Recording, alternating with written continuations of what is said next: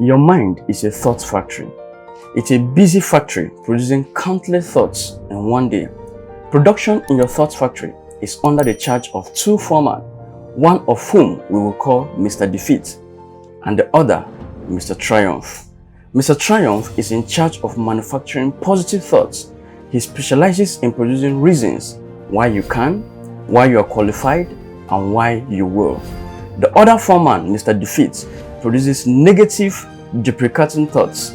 He is an expert in developing reasons why you can't, why you are weak, and why you are inadequate. His specialty is the why you will fail chain of thoughts. Both Mr. Triumph and Mr. Defeat are intensely obedient. They snap to attention immediately. All you need to do to signal either foreman is to give the slightest beck and call. If the signal is positive, Mr. Triumph will step forward and go to work. Likewise, negative signal brings forward Mr. Defeat. Now, the more work you give either of these two foremen, the stronger he becomes. If Mr. Defeat is given more work to do, he adds up personal and takes up more space in your mind.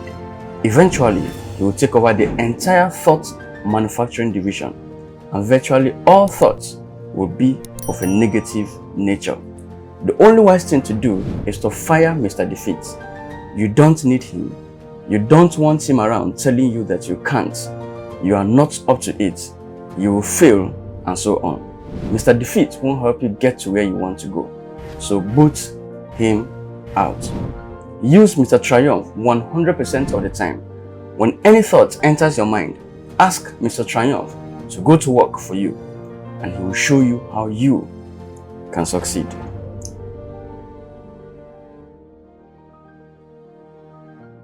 This is an excerpt from a book I highly recommend by David J Schwartz titled The Magic of Thinking Big.